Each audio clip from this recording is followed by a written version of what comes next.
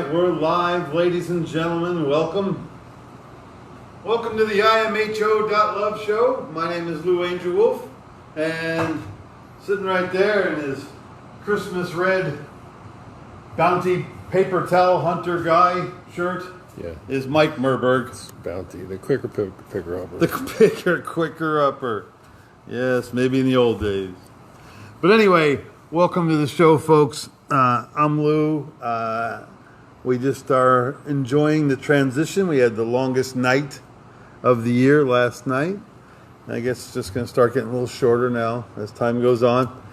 Celebration of the Winter Solstice.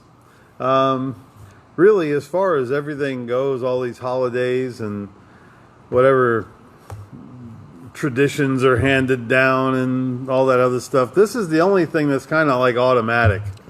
It happens regardless of what our commentary is. Yeah. Forget all that bullshit. Yeah, here comes the sun and the stars and the planet and the days will get longer and the stuff will grow. Sure.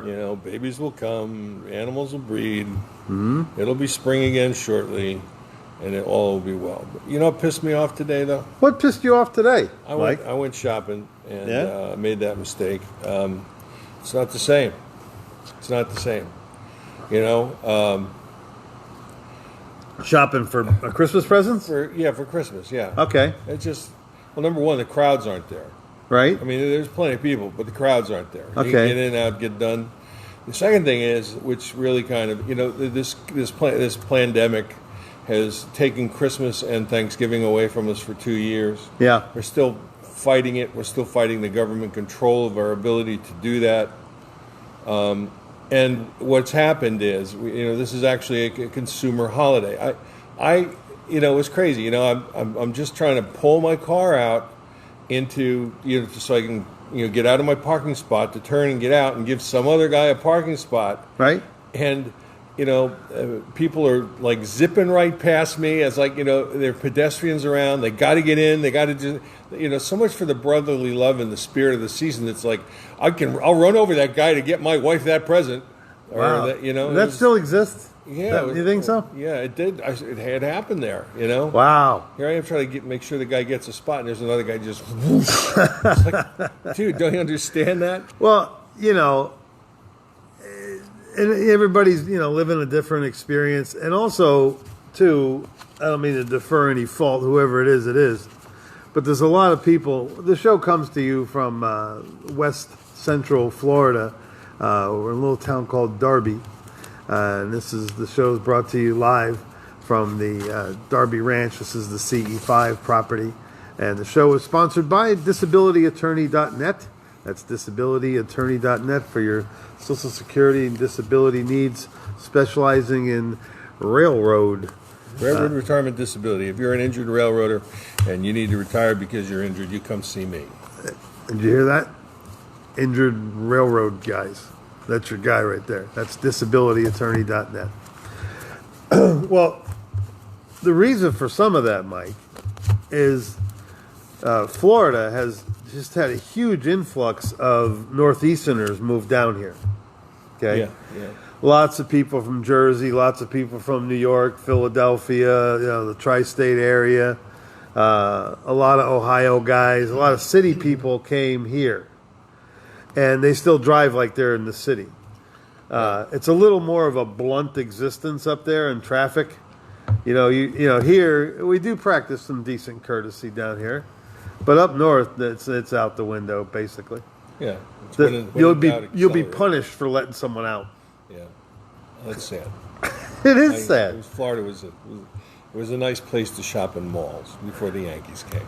Yeah, right. Well, the other thing too is I'm out here in Darby now. I just keep going further and further away from civilization.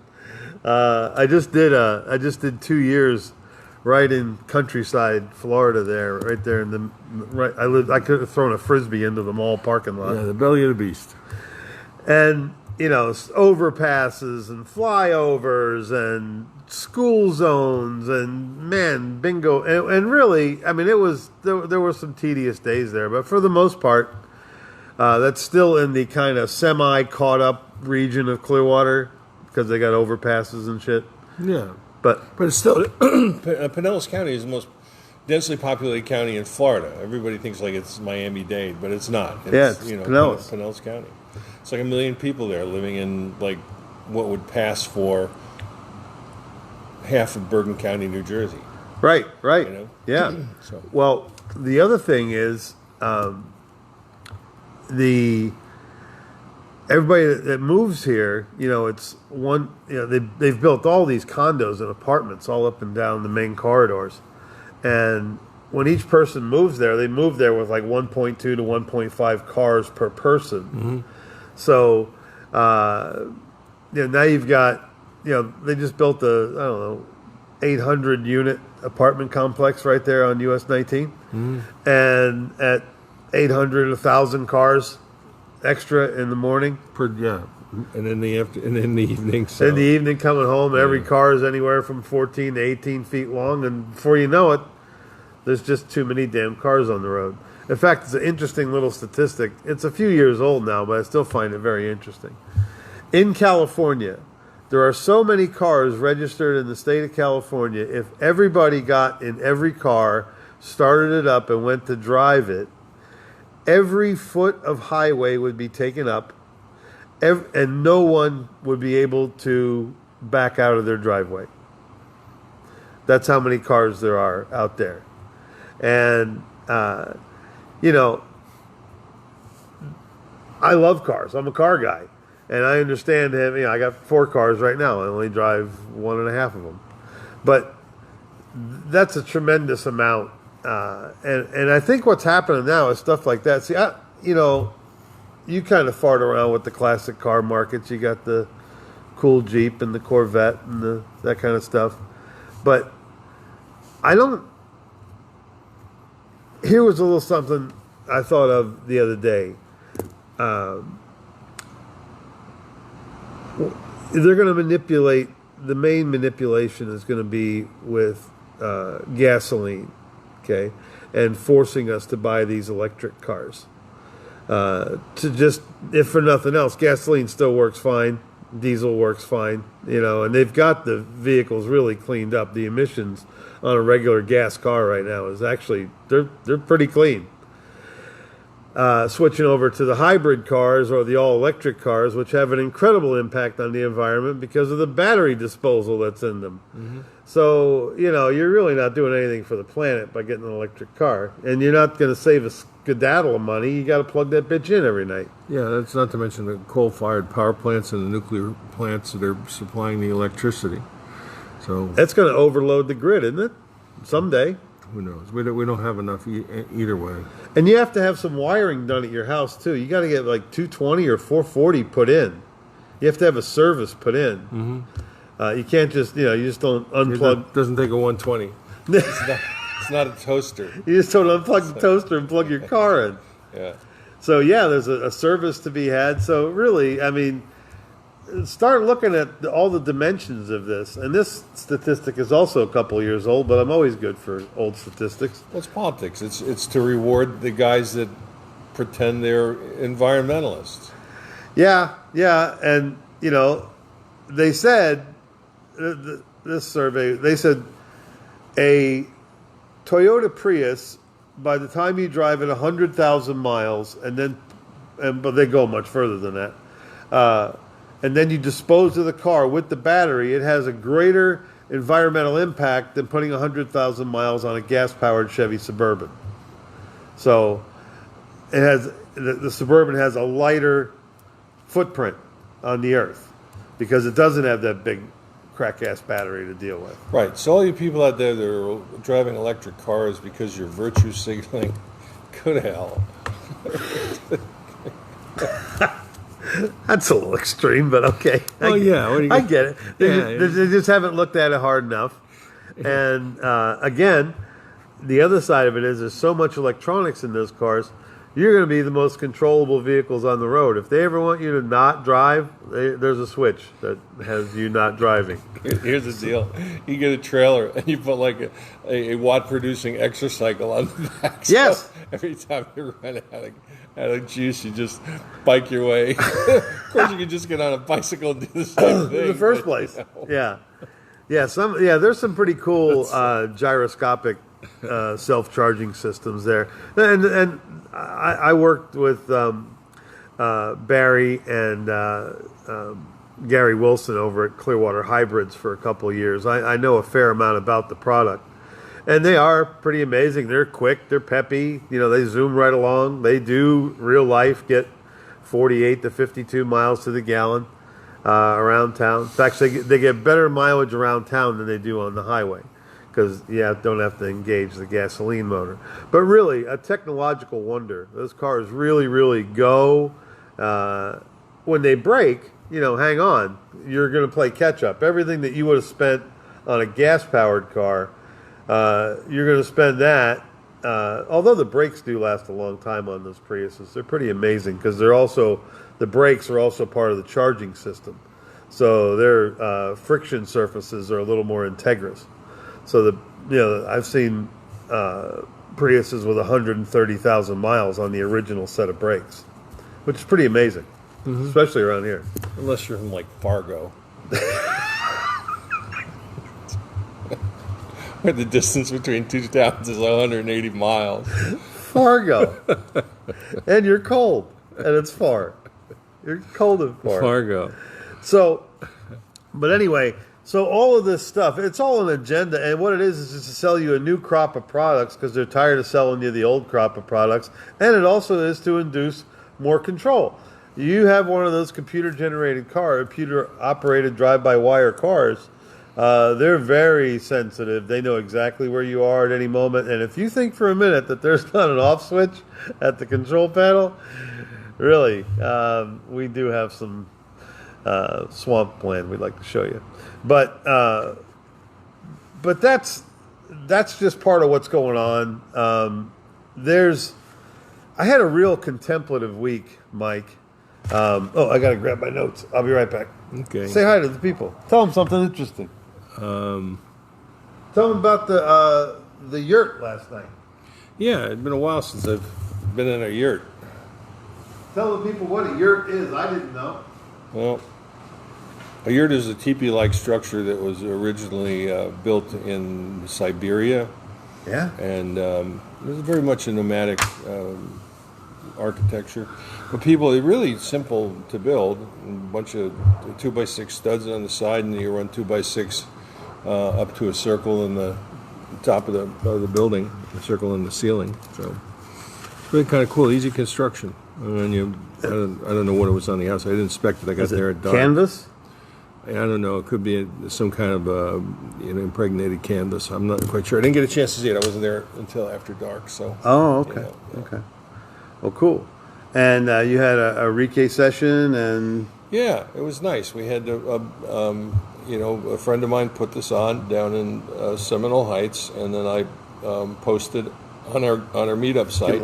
I posted on a meetup site, and then we had a bunch of our people there and a bunch of their people there, and it was very synergistic. So very nice. Hats off to Sahara. So that must have been a nice energy inside there. It was very cool. Yeah. The thing is that they were doing this. They were doing the bowls and the chimes and the gong, and it was very melodic. And then the rain started, so it was perfect, totally trippy when it came to relaxation. So yeah, and then somebody come along and then gave you a Reiki massage, and it was like, yeah, this is okay. I can celebrate. This is better than Christmas. This doesn't suck. Like this, yeah.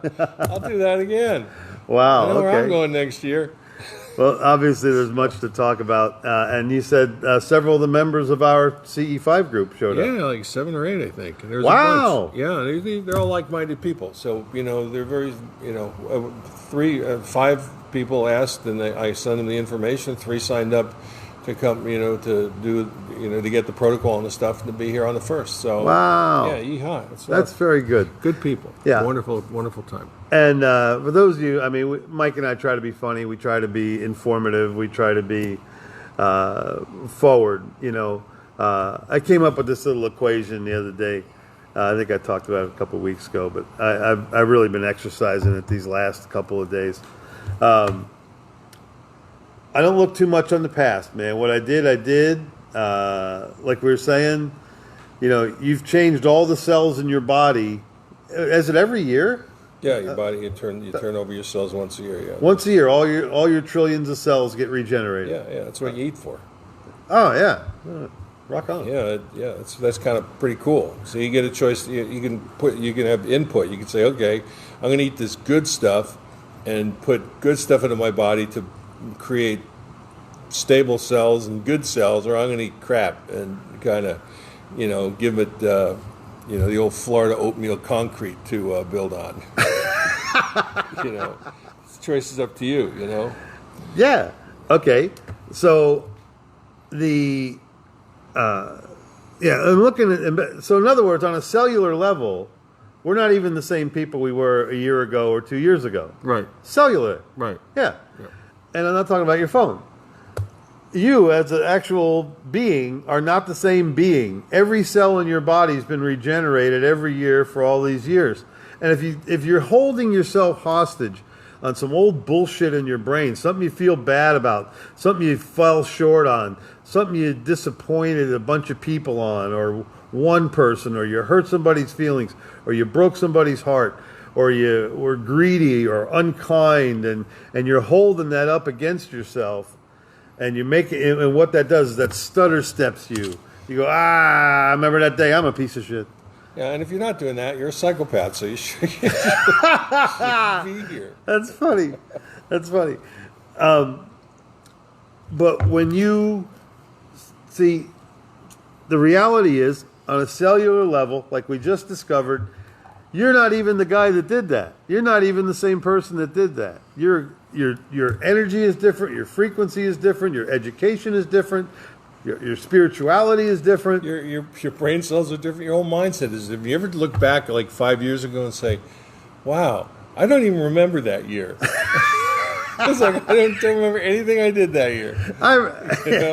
Because that wasn't me doing it. It was like some other person that existed 5 years ago. Exactly. So. It's funny. I was on, I do stand-up comedy, and I have for the last 38 years. And I had some crazy-ass road stories, and people were telling me some stuff that I did, apparently, and I don't remember a lick of it. And there was a lot of laughter involved, apparently, or the story wouldn't have been told over 30 years. But yeah, but that wasn't me. That was kind of me. And what I used to say when somebody would confront me with something unusual, I go, who was out in my clothes? Who was out in my clothes?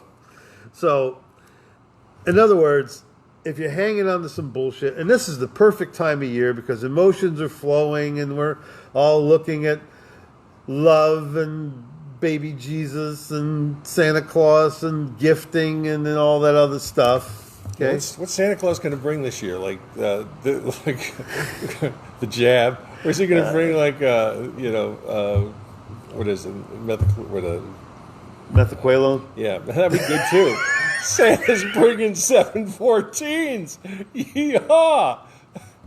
Let's all get drunk and forget about, have no memory till New Year's. Yes. Ladies and gentlemen, the entire United States is suspended in gelatin. So, and don't forget to share it with your horse. They've been sharing ivermectin with you. Oh yes, horse paste they call it. Anyway, yeah. So let go of the shit. Like I said, because it wasn't even you that did it. It made it look a lot like you. You might have the same clothes as that guy or that girl, but let it go, man. Can't change it. Done. Over. And the reality of it isn't the whole reality of what it was. All you remember is a fragment in your own mind, because you have to compartmentalize this guilt because you got to carry so much. But let it go. And I don't future tense too much. Because you can't make like really, really extended plans. because It's because the world changes so quickly. You don't even know where you're going to be. The present is already an illusion, the visual illusion. It's just an illusion of a reality we're working. And then it's like last night. I'm like, I got to go to a yurt. So all of a sudden, like, what's a yurt look like here? It's a suburban yurt. I mean, it's not like it's out in Alaska. So like They got it down at Yurt City. yeah. Well, so I drive into Seminole Heights and I'm going like, you really should be able to find a yurt in Seminole Heights. It should stick out somewhere, Right. And I couldn't find it. It was in the backyard? It was in a backyard, and Okay. so I parked at the fire station, and then I took my Google Earth and then I gave it a shot, and I'm like searching around the neighborhood on Google Earth for the yurt, and then I found it. Oh, wow. Yeah, so it was like pretty cool. High tech to go low tech. Yeah, Nice. Yeah, and it was dark out, so and Google Earth is in light. I don't know how they do that. Yeah. Yeah, they got those. That neighborhood down there has got those blue street lights now. Yeah. And those they're satellite control. Oh, okay. That's why they're all putting them in. That's why you look like you're in, and license plates show up better, all that stuff. But yeah, Seminole Heights is a cool place. I like the Heights. Yeah, it is cool. Very nice. One of those hip little neighborhoods there that's gone through a restoration. Boy, if you would have bought in there 20 years ago, you'd be a wealthy man today. Yeah. Tampa Heights is still nice stuff. It's Yeah. good. There's it's a little rough, but I like. Hey, it's a that's little why you older. got to get in a fight. I like the architecture there, though, man. Cool. I mean, So either way, it's good stuff. don't look too far back. Don't look too far forward because you don't even know what's going on, man. The tide, I had no idea I'd be right here, right now, 2 years ago. I had no idea how many changes were going to happen in my life. So you go for the moment. You try to find out the moment. You want to live in the moment. But moments are ever elusive. So what I like to say is, I learned from my past. I'm happy about my future because that's the best way to be, is kind of, happy about it before it even happens. And I'm right in the moment, slightly leaning forward. So, and I think that kind of keeps you going in the right direction. Don't make too many big, crazy, 20, 21, 27 world tour ski job things.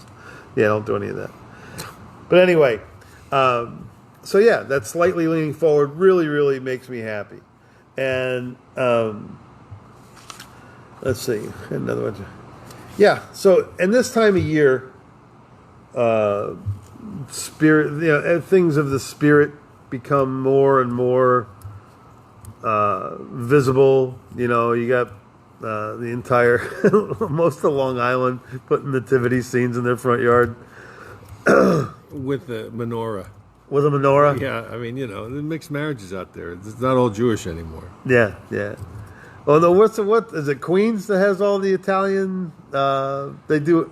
Everybody does this big the nativity scene in their little front yards there. Yeah, I don't Is know. it Brooklyn? I know Brooklyn's heavy Italian, but Yeah, I can't remember Could be. which. It's been many years since I was up there. Yeah. But anyway, so all these spiritual tokens are that you see it. You're taught through symbology. You see a symbol. You see a man nailed to a tree. You think of one thing. You see a little baby in a manger. You think of another thing because they've been throwing these images at you for quite a long time, and it's the way you were taught. And Yeah, when you're a kid, you see Jesus in the manger, and you're a little kid, and it's like, that baby's just like me. And then you realize that when you grow up or start growing up, that cute kid, but they crucify him. yeah, Like, yeah, the what are story they doing- ends what are bad. they doing that for? And it came to me when I was driving today. Like stuff does. That's why we drive. Right. So I'm driving. I've got to do some thinking. And it occurred to me that Christ's commandment, the sole commandment of the New Testament is love each other as I've loved you. No greater love is man than to give his life for a friend. Yes. That is the commandment that I give you. That's what makes the New Testament the New Testament. It's the 11th commandment in the book, Right. And it should be the first. But what Christ is actually saying is, look, humanity, treat each other like you're humans. Yes. I mean, treat each other like you actually liked each other. Oh, yeah. but and that's kind of been the bane of the demolition of humanity, is that we can't and we don't do that. And what I saw last night was where human beings coming from disparate areas of spiritual practice, CE5, it's a meditative basis, and then the other set of spiritualities involved in Reiki and healing, and they come together, and it's treating human beings, treating other human beings like superior beings. Yes. And that's what this movement is doing. Yes. And that's what it's bringing together. And I think that's why eventually peace will come, and that's why ET is involved. They want to see this happen. They show up every time we ask them to, and people are changing. So I think despite the bad drivers, outside of Macy's, I think for the most part, this is going to catch on. I think eventually humanity is going to treat itself like it likes each other and needs to. So, Well, our CE5 groups, which is Close Encounters of the Fifth Kind, or HICE, Human Initiated Contact Experience, or Human Initiated Close Encounter, depends on what your preference is. We accept them all. For those of you who are just listening for the first time, or you're just getting broken into the show here, and we thank you all so much. We're really just amazed how deep the show goes sometimes. I looked at one of our posts on BitChute. It's like 600 and some hits. Oh, cool. Yeah, so once we sent this stuff out, see, we don't even edit this thing, man. This is as raw and organic and, two guys playing a banjo in a barn as you're going to get. 600 people, I guess that blows my FBI relocation cover. Funny. But, so, the people that are drawn to this, and probably the reason that you're listening now, tonight, or whenever you get this, because these things get recorded and turned around, are our dear girl Kathy McGuire. She posts them on YouTube and BitChute and Podbean, and the homepage is imho.love, and of course they're here in Facebook on Lou Angelwolf. And I got all this content, and we really do need to get a really smart local computer person here in the Tampa Bay area. Let's get us tuned up, man. I'd really like to be able to meet with somebody in person. So if you know anybody... You hear that, Kathy? Get a hold of Lou. Well, Kathy's getting too busy with other things, though. So she kind of asked me... No, this is a different Kathy. Oh, another Kathy. This is a Kathy that actually watches the show. Oh, okay. Yeah, she profiteth not from our... She can, though. Well, there you go. She can, though. There's a small opportunity there. We don't ask anybody to do anything for anything. Anything for free. Of course not. That's a Jersey. Hey, don't do anything for anything. Nothing for nothing. Not for nothing. It's like you don't get what you don't pay for. It goes without saying. Yeah. And then somebody says something. Yeah. Irregardless. Irregardless of all that. You dopey bastards. That'd be like, regardless. What's the opposite of regardless? It's irregardless. So it means something. It's double it's like, less regarded. It's hey, you really don't give a shit about that. It's frickin' regardless. And I'm being nice. Hey, Vinny.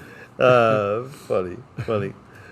But that's the thing that I love best about these groups is I haven't met an asshole yet. A couple people are a little quirky, but a little spacey sometimes. But hey, dude, you hang a sign, you never know who's going to show up. It's like you hang a shingle. When you're talking ETs, it carries a wide. It's a wide. Really, every once in a while we meet an unusual. Yeah. A seeker of spacecraft. They're off when they show up on the wrong day, though. That's bad. Like, dude, that's no, bad. it's next week. It's like, but thank you for the 300-mile drive. You might want to check the meetup again next time. Yeah. Wow, that's not good. But really kind-hearted souls. We just have the most wonderful conversations among each other, and we're all trying to figure out this great big-ass puzzle, and you'll make some wonderful progress, and you'll think that you're seeing a new path or something, and how come this happened, or why did that happen, or why is this happening now, and what's it going to affect the future? And then everything changes, and new attitudes, new people, everything just changes in your life. And I can't tell you, I don't like to tell people to do anything, but I strongly suggest, man, turn that television off. That regular broadcast channel television is absolutely, it's a barragement. And Scott Bird, my buddy, we'd watch football games or something together, and the commercials just drive me crazy. For the idiotic level that they're presented to us at. Well, they sell us stuff at what, 7th grade level. That's the mindset that responds best to TV commercials, and they're all primary colored, and just all this crazy simplicity, and just the little driving engine of this materialistic death march that everybody's just out there doing, and it gets under my skin a little bit. I'm sorry. So and I literally will get up and leave the room during one of those long commercial sets where they play 10 commercials in a row. I'll go do something else, if I'm watching a live game. But I haven't even watched a football game yet this year, I don't think. Maybe one. I don't know. I don't give a shit. I don't care about it. It's just a thing. It's not even really a thing. But that if you're trying to improve your happiness, if you're trying to improve your stillness inside, if you're trying to keep yourself better in balance, the vibration and the frequency that the televisions and the computer screens put out really, it keeps your brain too busy, and you're not even picking up the subliminal messages that's dropping on you. Currently, right now, my tinnitus is way up. You have tinnitus, Mike? Mm-hmm. You got the Meniere's too, huh? Right. What is that, like a vertigo thing? Yeah, it can be. It's a disruption of the membrane between the inner ear and the middle ear, and then when the membrane leaks, it produces uncontrollable vertigo for up to days at a time. It's pretty nasty. Yeah, my sister Nancy has it too. It's quite debilitating. So sorry for you guys. Yeah, it's part of life. You don't get through this without some pain. Sure. Sending you some cellular restructuring there in that inner ear area. All right. I'll let you know if it stops ringing. It's for you. It's for you, Lou. It's Lou. Hello. Lou? Oh, thank you. You know what, though, man? You can ask for your own healing. I'm going to go a little off track here. Imagine that. You can ask for your own healing with all the confidence in the world, because you are you. You're this wonderful universe unto yourself. You have all this incredible power. This heart's been pumping you for however long you've been here. Your mind's been carrying you forward. Your hands, your spirit, everything is just moving in the right direction. And when you really stop and realize, when you're part of this oneness, and then you start going, I'm trying to identify what the best part of this oneness, you gain this internal power, this internal energy that makes you stronger and braver. And I think that's how we want to do this. I'm a pacifist. I've watched a lot of shit go right by, just because it didn't have much to do with me, But this slightly leaning forward and letting yourself go of your past, to me, that's progress. And a lot of my friends, man, they're just kind of stuck or in real slow gears, and they can't get out. What note you making there, buddy? Well, you talk about the oneness, but the easiest way to conceptualize oneness is just thinking about the two-ness. The two-ness? The two-ness, yeah. When you do, you start seeing that everything is separate, or the many-ness. But if you look at the oneness, it's all tied in, so you go with the flow. But if you look at the two-ness, it's like, okay, man, there's a lot of stuff here. Oh, you mean the offsetting energies of things? Well, there's just you create a dichotomy. As soon as you separate one into another part, two or more, then you're living in the world, what they call the world of 10,000 things. Yeah. And that's what you're trying to escape. So a lot of people say, well, how do you conceptualize oneness? Well, start by trying to conceptualize two-ness first. Yes. And then you realize how ridiculous it is, and how easy oneness is to conceptualize. Yes. It's funny. We took separate notes today, but mine says there are two wolves. Oh, okay. And yours says there are two wolves. So, and that native lore. I don't even know if it's a creative meme or some actual Native American said it. It sounds like they did. And they're talking about your being. How do you remain peaceful? And it's a balance. It's a lot of work. Inside you are two wolves. One is egotistical and aggressive and selfish, and one is kind and loving and caring, and they both coexist within one another. Right. It's like the Cherokee story about the bird in the man's hand. Is the bird alive or dead? Well, it's up to the man. It's like Schrodinger's cat. Yes. So. True. Yeah. Yeah, and of course the punchline or the takeaway on that is which energy wins, which energy conquers, which wolf is the dominant wolf. Whatever your intent makes it. Right. Whichever side you feed. Right. That's the primacy of intent. The intent. Yes, the primacy of intent. I was thinking you mentioned the two wolves. There's a Zen lesson. Actually, it's a Tao lesson, and about the leader always leads from behind. Yeah. And there's an analogy that used to be made about the alpha wolf in the pack would always take the back of the pack, so it would protect the weaker ones from the rear. Right. But science actually shows it's the other way around. The alpha wolf always leads, but the alpha wolf always leads into the unknown. But he also comes back to the back of the pack to lead in the attack on those who would attack the pack. Right. So a leader may lead from behind, but he also protects as well. Sure. Yeah, I like that. And and steering wolves from behind sounds like a real chore. Yeah, it's like worse than herding cats. Just like, but it's what like are you doing today? It's like when you put on a CE5 with a bunch of new people. Yes, they're wandering around. Is this poop real? Right. Yeah. Yeah. That's real poop. What do you mean there's an outside urinal? This is for Yetis only. Wait a minute.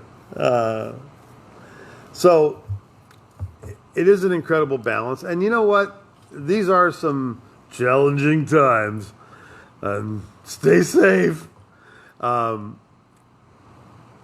But through this conflict, there's a lot of people waking up. There's a lot of people going, boy, this does smell like a box of cat shit. Mm-hmm. And there's so much of it that's out there anymore. And as these people get identified for who they are, because, when you deal with that much untruth and that much deception, especially in the age that we're in right now, the internet age, there's just instantaneous information, not necessarily knowledge or wisdom or truth, but the information is there for you to dissect and sift it through. The old joke used to be, hey, it was on the internet, it must be true. Nothing could have slid more out of reality than that phrase right there. Even, former trusted sources that we would lean on for information that we could process in a subjective manner. Even their reports are questionable these days. Yeah. Yeah. So but and what I'm looping back to all this religious symbolism that you're seeing now this time of year, solstice and Hanukkah and Kwanzaa and all these other celebratory things, which is all mostly retail driven. The only thing that's not is the actual solstice itself. Yeah, it just happens with or without gifts. You can't take that away from us. That's right. You can't take that away from us. We can just have this. It was the longest night of the year last night. That was our gift, and we rejoiced in it. And that is a scientific truth. It is. Yeah, as close as you can get. So close as you can get. So, but as you look past all that stuff, you see a very, very similar pattern running throughout history. And I didn't narrow it down to dates and times, but the theme is the same. As you look back through history, you find a governmental system trying to imply some sort of leadership. They invent a fall guy, and they, this game, this whole script just keeps getting run over and run over and run over, and it's like we take the bait every time. It's like I'm really amazed. Like we had to get rid of some rats here at the farm. I was just amazed that I want to go. What do you use? Like some special formulated bait? And they go, no, we smear some peanut butter on there. So you would think that rats would go, oh, yeah, peanut butter might be more trouble than it's worth. Yeah. They don't have that ability, But human beings do the same thing. So I'm not making fun of my rat brothers and sisters. So you got to be politically correct these days. There could be rats listening and you don't even know. So did I tell you my rat joke? No. Okay. These 3 rats are sitting around talking about how tough they are. And one rat goes, you know how tough I am? He goes, not tough for you. They go, you know that poison they put out for us? They go, yeah. He goes, I chopped that stuff up with a razor blade. I snorted it right up my nose. They go, wow, that's pretty tough. The other rat goes, you know how tough I am? They go, no. He goes, you know that trap they put out for us? I do bench presses with that. I work out with that rat trap. They go, wow, you're pretty tough. So the third rat does a shot of whiskey and starts heading for the mouse hole.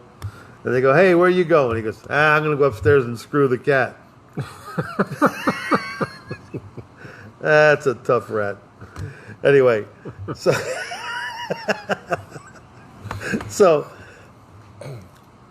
but as you look past, this system has come into play, for tens of thousands of years. This story is the same. And also the way here's the idea. I'm going to tell you about it after the show. I think you'll like it. You see the same thing playing out over and over and over again, and it always has very, very similar endings.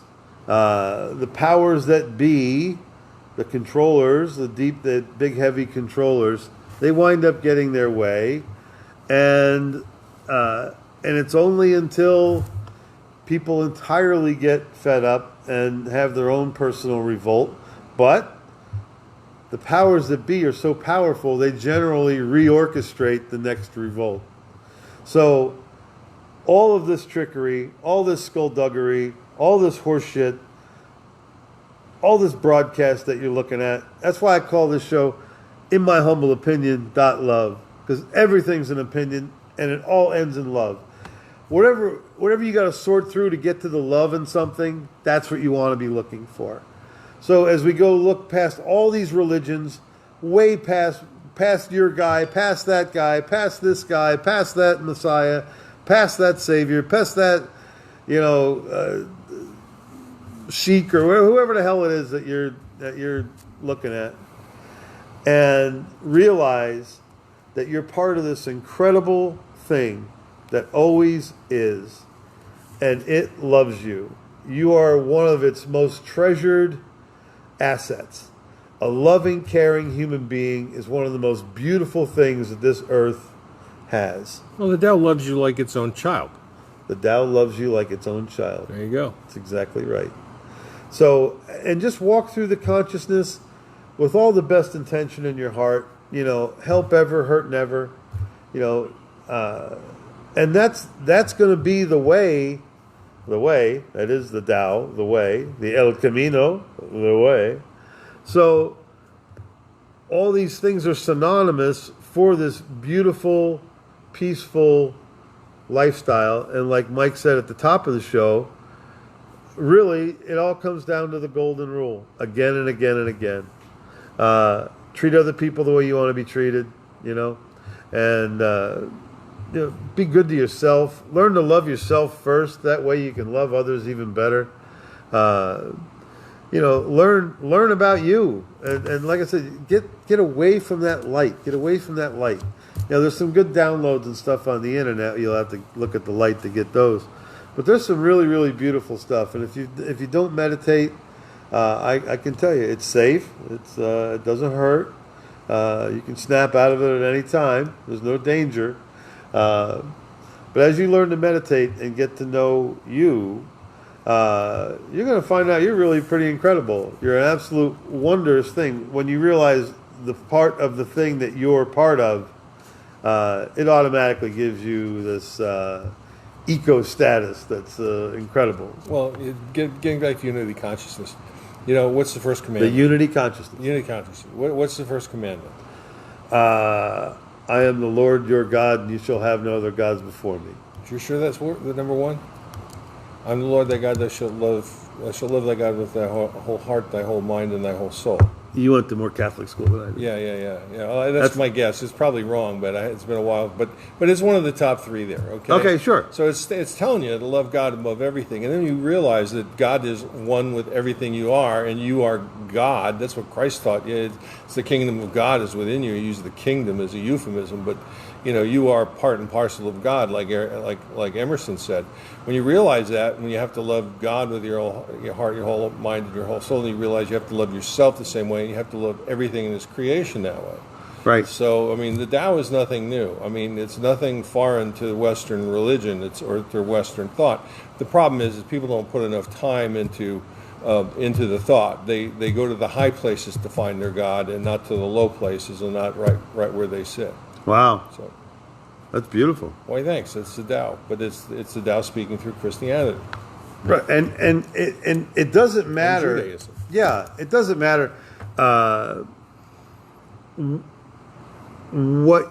you got here. It doesn't matter what brought you to this universal consciousness, the Christ consciousness. However, you back it up any way you want. Like I said, I met one of the most beautiful ladies a long time ago, and she got into the whole consciousness thing by talking to her roses. So, she found the splendor in the roses. And I just found that was absolutely beautiful. And that really that's a creation link right there, man. That's, and once you start to realize that you're part of this incredible oneness, the same as a tree or a dolphin or a bird or whatever, that this is all part of you start to see things more beautifully. That's why you always see people on acid. You're right about commandment number 1, and my interpretation of it isn't on this set of commandments. So I'm experiencing one of those moments where what the hell was I thinking? No, where the hell did I get it from? Too much time in Catholic school, but yeah. Yeah, okay. I thought I knew the first one. No, you got them right. Thou shalt not make any graven image. And the funny thing about that, that I'm the Lord thy God, thou shalt not have any other gods before me. It's kind of egoic. No more graven images, and don't take my name in vain. But right. You can say shit, Mike. I'm okay with that. So get rid of those. Just keep the 11th, and you'll be okay. And this is too confusing. Shit, comma Mike is okay, but shit, Mike, that's a different thing. Yeah, shit, Mike. You're right. You read your lesson in English today. I knew that would happen if I left you around all these books, man. Dude, I'm telling you, I get to spend hours up here sometimes in the studio, and folks, you can only see from here to there. That's the oil section. Yeah, that's the right brain side. That's the right brain side. Over here, there's a left brain side. This is like P.T. Barnum's garage sale over here. Speaking of that, you want to watch something? Mike and I. Mike bought a big ass house, big TV for the main house, and we watched this movie the other night on, was it on Prime? Did you get it on Prime? One of Netflix? Or? It was probably Prime. Prime, okay. Or YouTube video. Was it called Freaks? Oh, yeah, Freaks, yeah. Oh, great movie. Freaks. Yeah. From 1932. That was YouTube Prime. Yeah, it was YouTube video, yeah. YouTube video? Yeah. Man. Wow. Yeah, no shit. I saw that as a kid, Yeah, because I remember I won't spoil the final scene where they finally show you what the biggest freak is. Right. And I remembered that. So it was I'd seen it as a very young, small kid. Now as an adult, you look at it and you go, "Wow, how lucky am I not to have been gifted with those terrible afflictions to go Wow. through life with." These people, and this was 1932. And I don't know how advanced the stage makeup was back then, but I think they were real.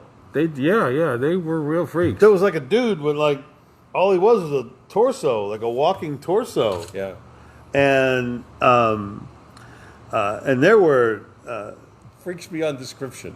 they were really and the pinheads. They were real Real pinheads. That's right. real pinheads. 3 of them in the same family. And I'm telling you, man, you're watching this and your brain is just going, because nothing looks the way it should.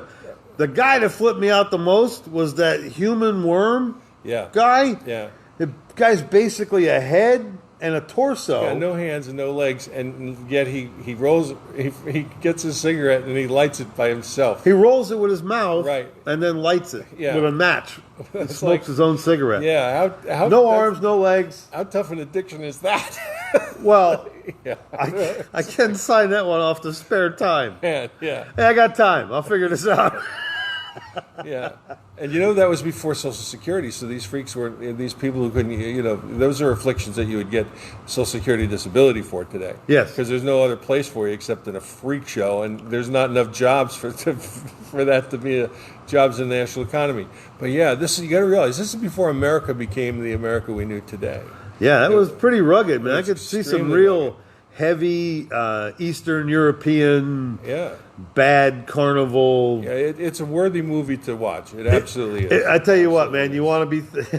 I'm ever grateful. I'm ever grateful for the next breath. Believe me. But this this one will set a margin for you. But that's kind of one of the good things that you being up here at the ranch is and then you go like, hey, well, have you ever seen Walk Hard? I was like, no. And then all of a sudden the next fare for the night is Walk Hard, And Walk it's Hard, just- the Dewey Cox story. Oh, it's incredible. It's funny. One of my favorite movies of all time. It's John C. Reilly without Farrell, and it's one of the most cleverly written, goofy. And the music mockumentary. Is good. The music is good too. Oh, he It's kills funny. it. He Yeah. kills it. And Jenna Fisher's in it, and Yeah, she was the lead lady, right? yeah. Yeah, like I said, another Princetonian. Oh, really? Yeah. And Kristen Wiig Kristen Wiig, yeah, was in it too. Two There were beautiful some women, really, really funny lines, and there also is a director's cut of that too. I have the DVD. Yeah, it's hilarious. It's got a couple extra scenes that are pretty It's cool. worthy of it. And then we caught. It's a roar. We caught the Garcia Marquez movie because we were talking about what's his name, Javier Bardem. Javier Bardem. It brought up the conversation. It's like this is no place for old men, Yes. And then I was like, hey, did you ever see that movie? And you go, no. And it's like, well, here, this is pretty good stuff, Yep. And Well, we were talking about No Country for Old Men with Javier Bardem, who's one of the best actors there is. He Just really is. flat out. And after you've seen Love in the Time of Cholera, you're like, holy crap, how did that guy pull that off? That was just flawlessly acted. Yeah. Just flawlessly acted. The name of that one was called Love in the Time of Cholera. And Javier Bardem is the lead in that. And I just watched the Home with the Ricardos, they just did a remake about Lucy. Yeah. Welcome to the Ricardos, or This is the Ricardos, or something like that. Nicole Kidman plays Lucy, and Javier Bardem plays. Oh, really? I gotta watch Ricky it then. Ricardo. Yeah. It was very good. Yeah. And interesting plot point though. It was the sub story of the whole story was, well, Lucy's control over the show, but she was entertaining 60 million people a week, so she kind of knew what she was doing. And then, but it was about her being accused by MacArthur of being a communist. Oh, okay. So it was all about her communist accusation. I mean, they didn't get technically into You it. mean General MacArthur called her a communist, or was it McCarthy? McCarthy, you know what I The said? blacklist. Yeah, that would be different. MacArthar called. Lucy, get in here. Old actresses never die; they just fade away. Funny. But that was worthwhile too. Yeah, and Love in the Time of Cholera, boy, that really hit home with me. It's a beautiful, beautiful story, really well written, and a good movie. And I don't think Mike or I would suggest a shit movie to you. I don't know how we got off on movies tonight, but Yeah. we're on time, man. Educating the public. I think we're getting close to wrapping it up. Okay, all right. Well, folks, sorry for the detour and the impromptu movie review, but there's 3 of them for you. Walk Hard, the Dewey Cox story. If you haven't seen it, super funny movie. Freaks from 1932. It's a black and white with subtitles. Yeah. Get it with the subtitles because the dwarf people are hard to understand. And Love in the Time of Cholera. Because they speak dwarf. What do you have little tiny voices? Do you have little baby voices? We're from Middle Earth. They're from Middle Earth. You're right. Definitely get that. Well, I haven't done that voice in 100 years. That's Bonzo. That was a cartoon character. Yeah, I it was a used to do. perfect imitation of Schleely, the character in the movie. You have to Yeah, watch the it. multimillionaire midget. You gotta love that. man. Where'd that come from? Oh well, actually, you know where it came from. That came from Little Prince. Yeah, no. Well, there was a Aldous Huxley novel called Chrome Yellow. It's a novel about 2 midgets who have a normal sized son. But yeah, and it was written about the same time. So that was like floating around the genre. Wow. Yeah, so it's weird on so many different angles. You just have to see it. Oh, and the funny thing is like the antagonist in the movie, the female antagonist, is Mrs. Crabtree. From the Bewitched? Little Rascals. Oh my gosh. So she's Oh, yeah. she got from Miss Crabtree and Shubsy Ubsy to You got to see the movie. Folks, thank you so much for tuning in to the imho.love show. Kathy McGuire is going to load this down to BitChute, Podbean, YouTube, imho.love, and of course the Facebook library and YouTube, if I said that again. Like, share, subscribe, send it to friends, put it out on a DVD, make it a coaster. Hey, we're not going to see you guys till after the 25th, so if you're doing Christmas, have a wonderful Christmas, or whatever else you like. It's a good place. It's a good world, man. Just and it's what you make of it, more than anything else. There's all my beautiful friends. Hey, y'all. There's Judith. There's Judith, and there's Kathy Hughes, and Annette's back. She's out of jail, and there's Donna and Mark Cottingham. Oh, this is also nice. Thank you so much, and Donnie, hey buddy, and all right. And remember, all our CE, John Sylvester, I love you, buddy. Call me anytime. All right, I sent you my number. Just remember, January 1 is we're leading off the year with a CE5. So those of you who want to get to that, Darby Ranch CE5 at gmail.com. Hey, Daniel Miller, what are you doing way up there in the cold country, brother? All right, y'all. Love you so much. Thank you, Debbie, Sue. All right, very good. You guys are great. Thanks so much.